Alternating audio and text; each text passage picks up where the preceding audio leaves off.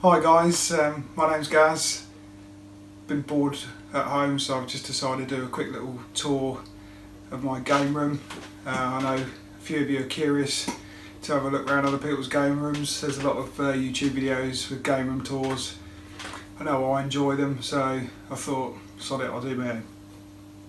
It's only a small game room, so it won't take long, only 5 machines, but I'll give you a little chat on how I came by them, and I hope you enjoy it.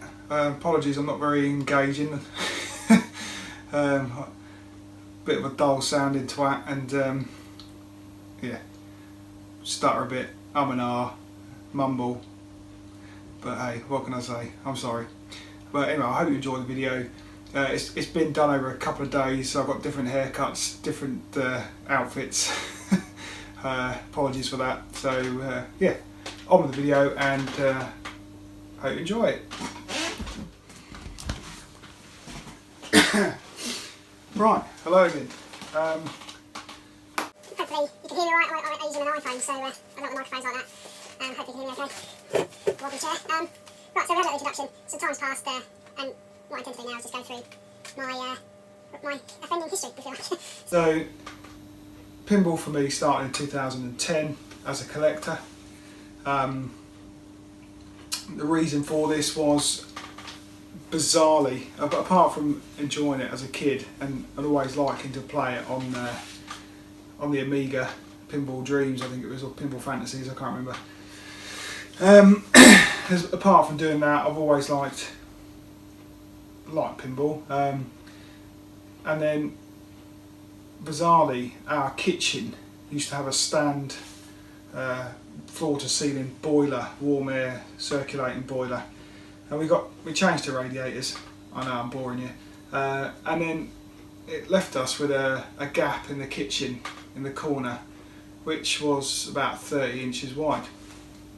So, you know, because I like all things retro, I was looking through eBay at the you know, under the heading of retro, a pinball machine appeared, and I was like, I'd like one of those in the house. So I looked into the dimensions, and they were about 30 inches wide, and I started looking on eBay at them, watched YouTube videos of them, found a Bridal Pinbot on eBay that I like the look of, and started a conversation with the seller, and he was a nice chap. Never heard of him since, but he had a Pinbot, a Bridal Pinbot, and a Jackbot, so he liked Pinbot. And he had 2 Bridal Pinbots because he'd got a better condition one, and he was selling his worse condition one. So I think I paid 400 quid for it, or 450 quid. And a friend of mine who lived near Hereford, which is where the machine was, did me a huge favour, and he picked it up and he delivered it over to me in sunny Suffolk. And you know, when that came out of the car and I set that up in my kitchen, I was just like blown away. I absolutely loved it. I just couldn't get enough of it. It was absolutely trashed, and I mean, even to this day, like 8 years down the line, it's the worst looking machine I've ever seen with my own eyes. There was no paint left on it. It was just bare wood, and it didn't work properly. And I was one of these people that was too scared to get involved myself. So I paid for a guy for the old and bold, who will remember him, a guy called John White, to come out and repair it for me. So, you know, by the time I paid for his travel, I think I paid about 140 quid for effectively someone to reflow a bit of solder on a relay. And I thought, wow, I could have done that. And if I have to call someone out every time one of these things goes wrong, then it's just going to be ridiculous. So I started to then look for advice on repairs, which led me to the Yahoo pinball group at the time. This was pre-forum days, so apologies if you're not aware of any of the sites I'm talking about. That's going to be a lot of my reference points, I'm afraid, but I will refrain from dropping names, too many names anyway. Protect the innocent.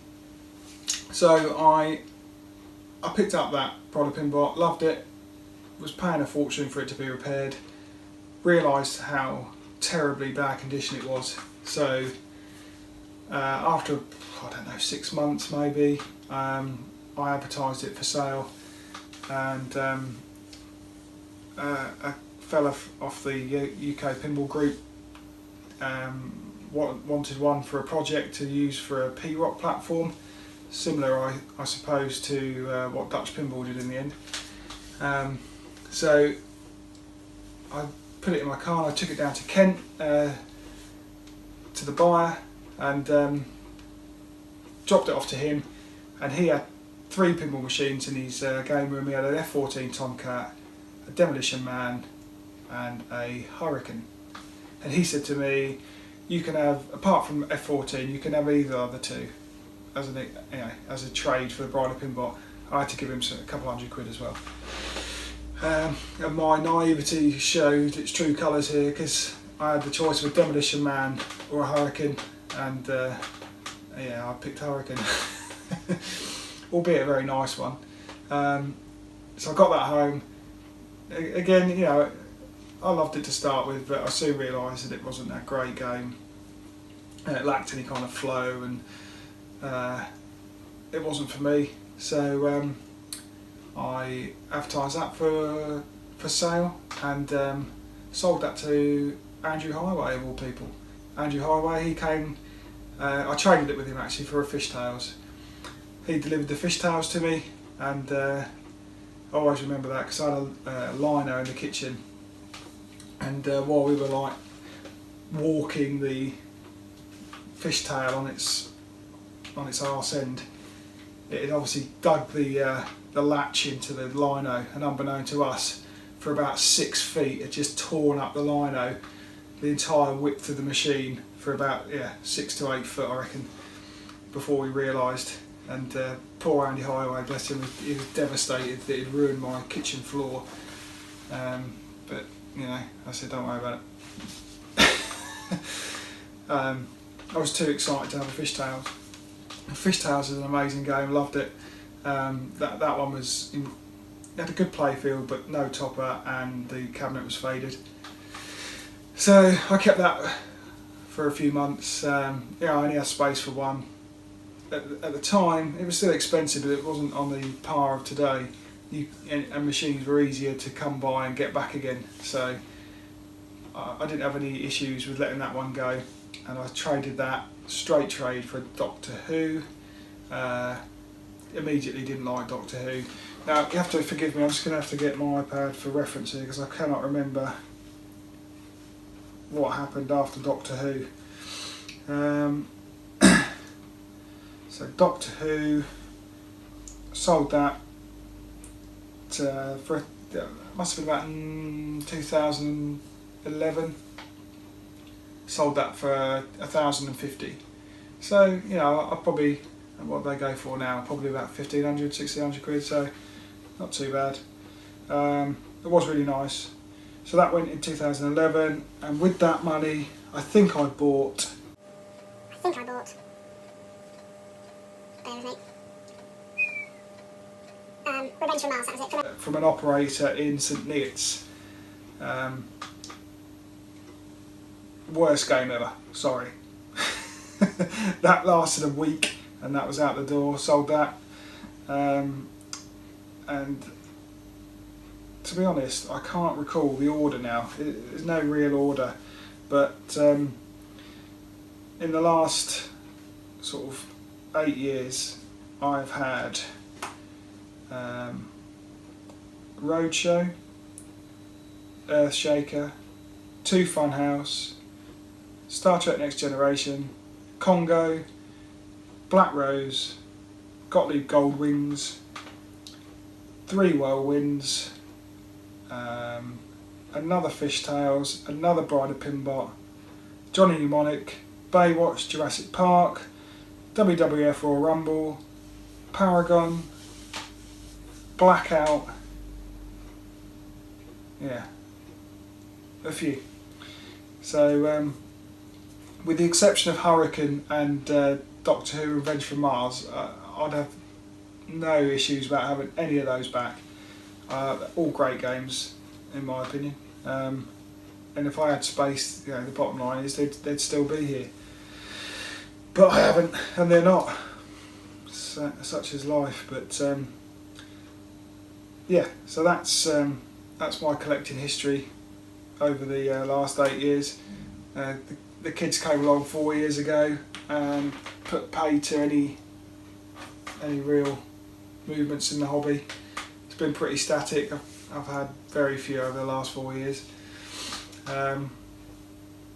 So yeah, what we'll do now is I'll grab the camera and we'll just go and have a look at my 5 games, go over them, a bit of history on how I came by them and the stories behind them, and after that we'll knock it on the head, and perhaps other videos we'll do individual gameplay, any repairs. Like I say, I'm really not good at repairs, so I wouldn't advocate that you use me as a guide, whatever you do. But yeah, go through some of the tools and bits and bobs that I have that might help you in the future if you're just getting into the hobby. Some tips and lessons learned over the years, and that's about it. So thanks very much. Okay then, so that was my collection history and brings us up to date to January 2018 to the current collection. I reckon about 28 games over the last 8 years, but most of those were probably in the first 3 or 4. Like I say, after that the kids came along and money dried up and time dried up, and now it's more like one a year that comes and goes, depending. Although it is pretty much stalemate at the moment. So yeah, this is my garage. It's integral to the house, so I enter from the porch, which is handy, so I haven't got to go out to the bottom of the garden or anything like that. Makes me more inclined to want to come in here and just pop in on a whim, as opposed to getting suited and booted and walking out to the garden and firing up a radiator. So like I say, it's only a small garage. 5 machines. I have previously had 2 video arcade machines, but they've been farmed out to friends in favour of the Bang Olufsen there. So yeah, figure 12 target, been shot once or twice. My Williams Neon, which doubles up as a key holder. Right, that someone came to the door. Yeah, so that's my neon / key press. My Run DMD. That was one of the first runs, in fact the first run of Run DMDs that was advertised on, I think it's Arcade Tokyo or something like that, arcade forum. And that's a Franco B Perspex frame. I love that clock. I could sit and watch that instead of the television. It's a great bit of kit, albeit fairly pricey, around about 200 quid. There's a couple of people doing those now though, so the stock's there if you want one. On top of that, my NES and SNES Mini, which I was fortunate enough to get on pre-order both times, and then my only Game & Watch from when I was a kid. In fact, it's my brother's. I've nicked it, don't tell him. Boxed, all the bits and bobs. Spare Rudy head. And then down to the classic Bang & Olufsen. See, I love retro design. That's a real passion of mine. I love it. And last January, I decided to stump for a bit of retro cool B&O. It's all been refurbished with new caps and the amp. Record players, got a new needle, new belt, new bulbs everywhere. And yeah, for, I think it's 1979, 1980. That absolutely kicks ass. Great system. A few records there.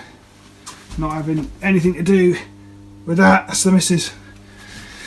The compromise for the game room was we had to have a freezer in there, so c'est la vie. Some back glasses, posters and general crap that you accumulate over the years. I do collect flyers as well for all the games that I've ever owned. That Blackout one's pretty cool, but it doesn't fit in my folder because it's massive, so that's why that's out. Okay, so Whirlwind. This one was it's my longest in the collection. I must have had that probably a good 5 years at least, I would have thought. It's my third Whirlwind that I've owned, and by far the best condition wise. It was initially owned by YouTuber Ron Spluter, who did his magic on that. He does a very high standard and a very good job of shopping out his machines. So he did that. Can't remember who he sold that to, but the guy he sold it to didn't get on with it, and I swapped that for my really nice Star Trek Next Generation. So I got Whirlwind and 500 quid. He got a pretty fresh looking Star Trek. I don't know whether he got a good deal or not there, but I was happy with it, so that's all that matters. So this is Whirlwind System 11 Williams from 1988, I think it is, or 89, can't remember.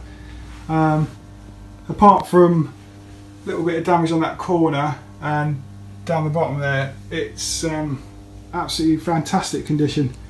No fade or grain into that screen cabinet whatsoever. It's really it's the best Whirlwind cabinet I've ever seen.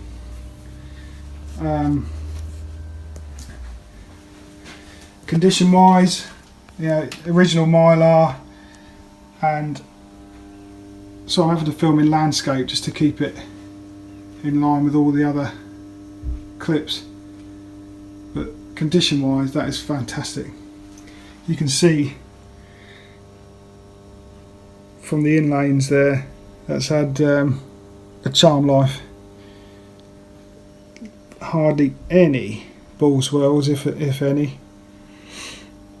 And since Chris shopped it, he put the pin bits protector kit on there, so you can just see it sits proud of the slingshots. Sorry about that, guys. 7 hours has passed since I was last here. Unfortunately, I picked the wrong time to start that video because all and sundry turned up at the door, kids came home, then it was, all the usual bollocks of food, bath, bed. I fell asleep on the settee, and next thing it's 9:15. So right, where were we? Whirlwind. So I was just showing you the plastic protector kit there, which you can hopefully see. Just kind of sits proud of all of the plastics. Good idea. Looks pretty cool as well, and I get quite a few air balls off the targets on here, so they're quite a welcome addition. So yeah, as I say, that came through a third party via Ron Spluter. Excellent shop job. Like I say, I've had this about 5 years or more.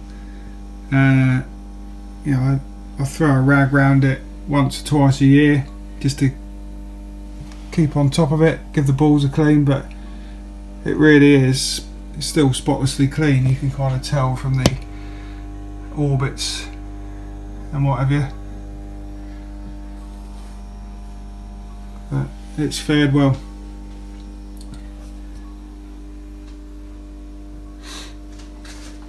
So yeah, that's my Whirlwind. Scores, the batteries got pulled on that not so long ago, so the scores are pretty poo. I think before they were pulled, my top score was about 27 million anyway. So we're not far off. Well, we're actually miles away from that. So that's Whirlwind. I don't think I'll be getting rid of that anytime soon. That's the longest serving member of the collection, and it still stands the test of time, I think. There was something else I was going to say on that, but I can't remember what it was. That was it. The way these games are hemmed into the garage, it makes getting the glass out pretty tricky. There's not enough room to get the glass out there, not even if I tip it back. That's a good tip if you weren't aware. If you're in a tight spot like that for getting the glass out, if you can lift the front legs up 6 inches or so, it gives you quite a lot more room to slide the glass out. But it's a big game of Jenga for me. Have to slide ice cold beer into that gap where the tools are. Slide taxi to where ice cold beer is. Slide Whirlwind to where taxi is, and then slide the glass out through the door, which is a right pain in the bum. So the most reliable game goes in the corner there, and the glass really only comes off that a couple of times a year when I need to give it a clean or change a bulb. That's all still incandescent. That's not been molested at all. Okay, so that's Whirlwind. Next, taxi. So for those of you that know me, you'll know that I've ploughed far too much time and money into this game. It's my favourite game of all time. Why? I don't know, I just love it. I just love the art package, I love the look of it, I love the sounds, I love the simplicity of it, yet the challenge of it. My scores on this are absolutely laughable really, but I absolutely love it. So, story behind that one is I bought this off a guy off eBay, not this actual one but another one. It was absolutely, as they all are, that absolutely ruined playfield. Cabinet was tatty, painted different colours, yeah, so I intended to do some kind of restore to it, and then funny enough, while I had that, another taxi came up for sale in my hometown, which is very rare. It was a good price. I settled out of eBay off that as well, for 700 quid, and for the two taxis I had, I'll try and insert a picture of the two I had if my editing skills will go to that. I made one decent one of the two, and I sold the other one to a guy on the UK Pinball Forum, who thankfully knows how to fix them, because I know that he, bless him, he had nothing but dramas with that one I sold him. So couldn't have gone to a better guy for fixing it. I won't start dropping names, but yeah, couldn't have gone to a better guy. That left me with the better of the two, which I purchased. Timing was right for me really. The CPR reproduction playfield pre-order was open at the time, so I got on the list for that. They also produced a new back glass with Marilyn on it to go with the Marilyn playfield. So I got the playfield, the back glass, cabinet decal set, new ramps, or a new ramp, one of them, a pin LED score display, and I was very fortunate to be gifted from a very kind member of the forum a unyellowed original taxi topper. So I had all the ingredients there to make it a good one. So after, I think it was a South Coast Slam in around about 2011-ish, I can't remember. I gave the whole lot to a guy, Tatty Adams' YouTube channel. Matt Adams, I'm sure he won't mind me dropping his name. And he done a beautiful restore for me, playfield swap and cabinet redecal. Put all the new bits on. And if I do say so myself, I'd probably go as far as to say that's the best taxi in the country. Nice new decals, new legs, nice shiny playfield.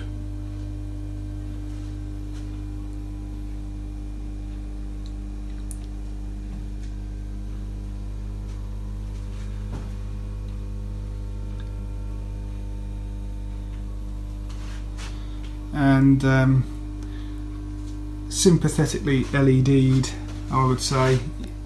You can barely tell they're LEDs because Mark Squires used to do his own LEDs that did have a real incandescent appearance, but I don't think he does them anymore, which is a shame because they were good LEDs as far as they go. I know there's some haters out there. I'll take them or leave them. Mod wise, that's got the plastic protector kit like Whirlwind, although it doesn't sit as proud as the Whirlwind. Some LEDs. That's about it really for mods. I'm not really a big machine modder, so that's Taxi. I will aim to do some gameplay footage of that. Moving on to the next machine there, we've got Ice Cold Beer, made by Tato, I don't know how you say it, from the 1980s. Not many of them this side of the pond. They didn't make it here really. They were in American bars in the 80s. And I was fortunate enough, probably a year to the day I would say, last January, the Sado that I am on the forums, I was up at the in the wee hours, and this was advertised by a fella in America who offers a service of buying machines and offering them for sale on the UK Video Arcade forum. So I managed to pick that up for $1,500, which is about 1,300 quid with the rate at the time, which, you know, it's not cheap, but once you factor in the shipping from the great service that James from RGP offers, it came in to my door just under £2,000, I reckon. It's an absolutely great looking game. I mean, it's all, to be fair, it's all about the look for me on that one. The artwork, I think it's original, but it's in great shape. No major chunks out of it. Back glass is screened directly onto the glass, and it's just chipping where the ball comes out at the bottom there. The original control panel overlay in relatively good shape. I intend to leave it. So yeah, it's, I wouldn't say it's secure in the collection. It's a good chunk of change for pin money there. I think its saving grace is that it doesn't take a lot of room, and it can kind of sit there and fill that gap nicely. If I was to put another pinball machine there, it'd sit proud of the others and interfere with my OCD. But it's good fun when you've got a couple of mates round. They're all immediately drawn to it. Personally, it doesn't really get turned on unless I've got mates here. It's not the kind of game you sit and play on your own too much. Certainly not for hours on end. But it's cool. So they've got my tools and stuff there. I might do a little separate video on my toolkit and what I use. Might be of use for someone new into the hobby. Artwork on the walls. Got some Ian Guy. He's an artist that I like. He does all of the American hot rod stuff. So we've got Dukes of Hazzard, Smokey and the Bandit. A bit of an original. Not an original, I wish it was an original. Star Wars poster. Funhouse. Again, a staple of the collection. I can't see me getting rid of it in a hurry. One of my all-time favourite games. Simple gameplay. I'm a simple person, so that suits me to the ground. So I got that, must be May 2016 or 2015, I can't remember. The years just blur into one at the moment. But that was a lucky score. There's been a glut of Funhouses for sale over the last 12 months, but at the time when I wanted that, there hadn't been one for sale for about a year. And I was looking for an eBay advert for a Teenage Mutant Ninja Turtles for some reason, and it just listed in the sort of description, he said he was also selling a Funhouse. It wasn't a million miles away from me, so I gave him a message and said, you know, how much do you want for it? Can I see some pictures? He was a really lovely guy. He was very accommodating. I spoke to him on the phone, and I expressly asked, are there any errors? Does it work? To which he replied, no, it's A1. I've done loads of work to it. It's brilliant. It works a treat. I was like, okay. So I took a drive across here. It's probably about an hour and a bit away from me, down in Essex, and got there, and I was really pleasantly surprised with the machine switched off of the actual condition of it. The cabinet itself is really good. You can see there, it's had quite an easy life. No big chunks. In fact, there's no scrapes or chunks out of that at all. Slightly faded on that side and fully faded on the front and the other side, unfortunately, but straight as a die. So I was like, I'm impressed. Then he turned it on and that's where it went downhill. I probably could have sat down and had a cup of tea whilst I waited for the error messages to scroll across. I'm not exaggerating, I think there was over 10 errors on it. In addition to that, none of Rudy's features worked. His jaw didn't work, his eyes didn't open. Every insert around the clock there was raised at least a mil, maybe 2 mil above the playfield. It was like an Orbiter 1 playfield, it was so undulating. and the flippers, and I don't exaggerate, did not have power to get it past the Superdog targets. So it's kind of awkward when you're there, but I was a little bit annoyed, and I then had a little discussion with him about his idea of A1 and mine, and he kind of folded then and admitted that he was pushing his luck and he thought that he could blag me, and that he actually had no fucking idea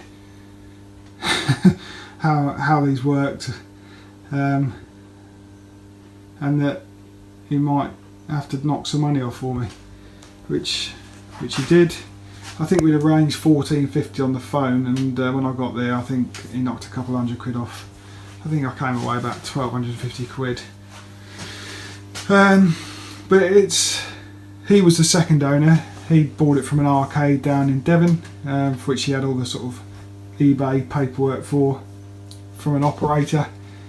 I'm assuming once it had all started to go wrong, as I found out with like transistors and locked on coils and whatever, that they folded it up and put it in the corner of the warehouse for a couple of decades until our man from Essex got hold of it. But he took the mylar off, because it was mylar, so he removed that, and he didn't do a bad job. It lifted all the inserts at the same time, hence what the state that it was. But as a result, the playfield was pretty well preserved. He put a new coin door on for some reason. The old one was fine. I'm just going to put some light on the subject. Bear with me.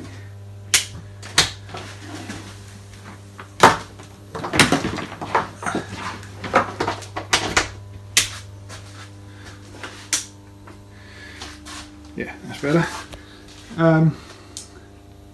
Yeah, he put a new coin door on, a whole new set of plastics, a new left ramp, removed the mylar. So yeah, there's a good few quid's worth of extras on there. When I got it home, I gave it a good strip down and clean. Put LEDs in the general illumination.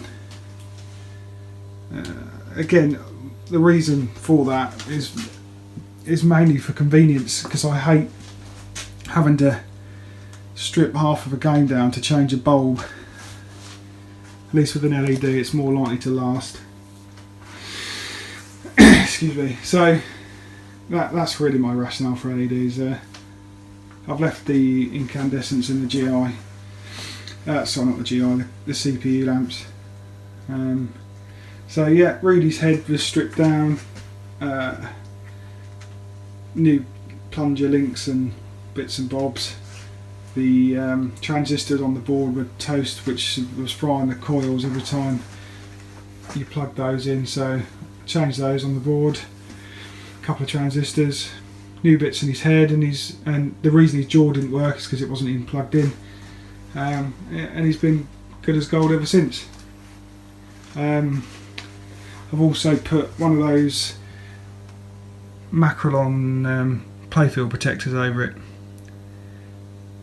because the inserts, I did level them, but they're still not billiard table flat, so I put that playfield protector on, and it kind of makes a nice even playing surface, and it plays buttery smooth. I love it.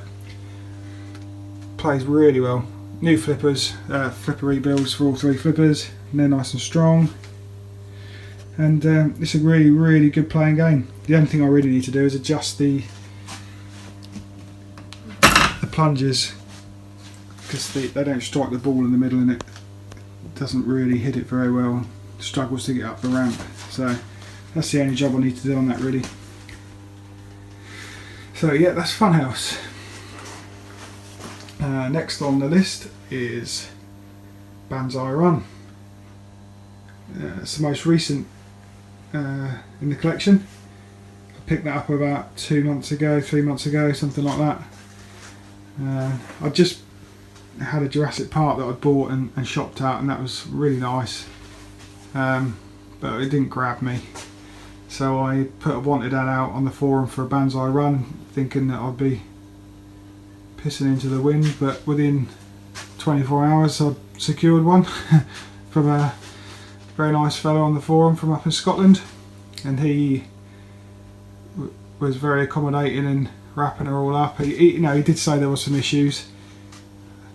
It wasn't booting correctly, and there was some switches out. But anyway, I received it. I still haven't shot this one out. I need to do that. Maybe we can do that as a video. I'm just too busy playing it. The issues when I got it were it doesn't boot necessarily first time you turn it on, but it always, without fail, boots a second time. So I haven't got to the bottom of that yet. But the switch errors and stuff I've managed to fix. There was some dodgy wires and connector blocks behind the playfield that I had to sort of sort out to get coils and stuff to work, but since then it's playing okay. I've got to shop that one out, like I say. LEDs at the back, I did that, and I'm not a big fan of it. I think it's a little bit washed out. I bought a sort of a mishmash kit from Comet in America, and they're pretty bright. But having the interconnect board on these Banzai Runs is unique to Banzai Run, and as far as I'm aware, unless someone can tell me otherwise, they're pretty much unobtainium and they're not reproduced. So having seen the state of that interconnect board with the amount of hacks on it and toasted connectors and burnt wires and what have you, I want to take as much strain and voltage off that board as possible, hence the LEDs. Not ideal, but I need to preserve that board, because if that goes up in smoke then I'm at slack alley, as Alan Partridge would say. So yeah, that's Banzai Run. Absolutely awesome game for those that have never played it. We'll do some gameplay of that soon. And then last but not least is Whitewater. You may have noticed that is my only DMD game, partly by design and partly because the price on DMD games has gone mental, and I'm pretty much priced out of the hobby now. But again, the story behind this one is this was advertised for sale on a UK pinball forum. The guy who was advertising it he was an unknown. He just signed up, and his first post was advertising a Whitewater for sale, and his description was home use only, one owner from new, Whitewater, and that was over 2 years ago, 2.5 years ago, and he was asking, I think he was asking £3,000 for it, which even by today's standards is a lot of money, but back then it was a laughable sort of amount for a Whitewater. But if it was genuinely home use only, one owner, that wasn't beyond the realms of possibility. So my mate Ron Spluter, who I referred to earlier, he was interested. He went and saw it, and he walked away from it. We had a chat on the phone about it, because he knew I'd been looking for a Whitewater for quite a while, and he sort of gave me the lowdown on it. He said it is a one owner from new, but unfortunately it's not home use only. It's definitely been on site. It's filthy.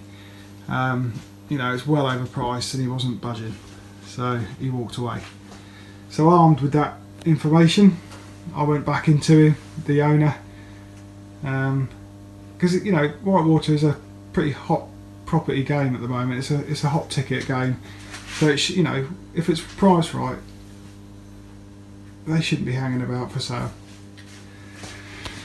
So I messaged the guy. I said, look, I know the guy who came and saw it. I know the lowdown. I'll give you £2,000 for it. Absolute maxed out, cards on the table. That's all I can do. And he agreed that that was a fair price, and we did the deal. And I got the impression that he was an older chap, and that perhaps he wasn't too in the know. So I asked him if make sure you take the balls out before you package it up, how to package it up, etc.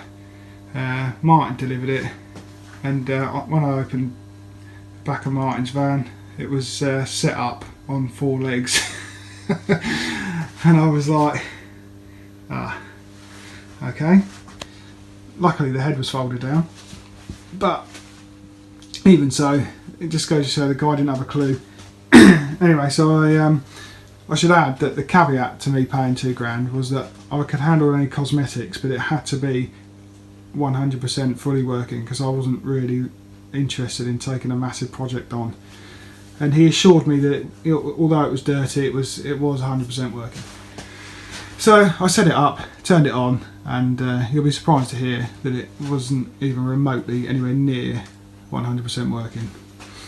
There was a host of errors, mainly optos, but yeah, suffice to say I wasn't very happy. Gave the guy a ring and diplomatically said that, you know, it's not working, it's not what we agreed. I accept some responsibility for not coming to view it first, which is what you had requested, but you know, even so, you know, if you say it's working, then it's got to be working. So we negotiated another couple £100 off, and I think I ended up paying 1,800 quid for it, which once I cleaned it all up and fixed everything, luckily nothing got above my pay scale that I had to farm out to anyone else. It cleaned up like new, almost. It's in great shape, apart from that scrape there, which is rather annoying. You know, the cabinet itself is completely unfaded, straight as a die, no chunks, no scrapes. It's in, you know, it's a real survivor.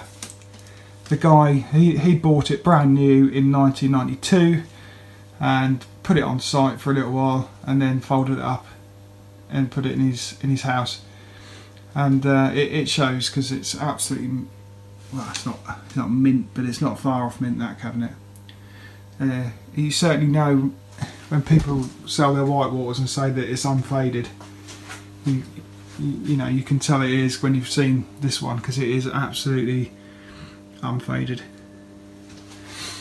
So I've even got the original receipt from 1992, all the original paperwork, all of the goodie bags, the envelopes with all the manuals, the spare plastics, what they sent with it. You know, it's good, it's got good provenance, and I can't see me ever selling it, but you know, never say never. Playfield, I have LED this, despite what I say about me not being that keen on them. Again, it comes down to convenience, because I don't like changing bulbs and stripping the playfield down to do it. So incandescents in the topper. Mod wise, I've got a little LED strip illuminating the boulders at the top, which was a very kind gratis gift from Mr. Dreads when I bought the Skull Mountain mod. Like I say, I'm not a big modder of games. They don't really flip my switch, but that for me is a great mod. And also the rafts, I think they see the game really well. You can see there the playfield's really good. A little bit of wear around some of the inserts, but it's minimal. Not that I'm a massive stickler for that kind of stuff, but it is nice when they are in great shape. Got the, I think they call them mantis protectors for those ramps behind the targets as well. Bit of a sod to fit, bit of jiggery pokery required, but definitely worth it for the price of a new ramp.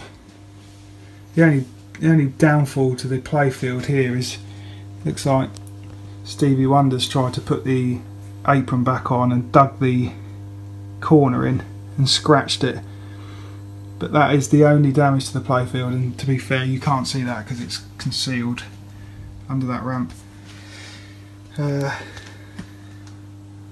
Super bands on for flippers, coloured post sleeves, LEDs, rafts, skull mounting, and the mounting LED strip, and that's the mods on this.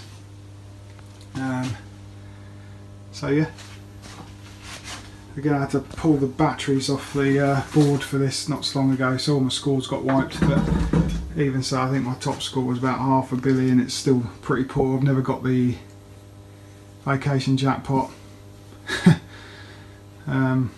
It eludes me, but I think we'll maybe do some videos questing that elusive vacation jackpot. Fishtails boat ramp, if anyone wants to buy that. 25 quid, come see me. And that is the man cave. Apologies, since we last spoke I've had to get all the old Star Wars toys in that were out in the hall that my son plays with. So yeah, that's the man cave. Hope you like it.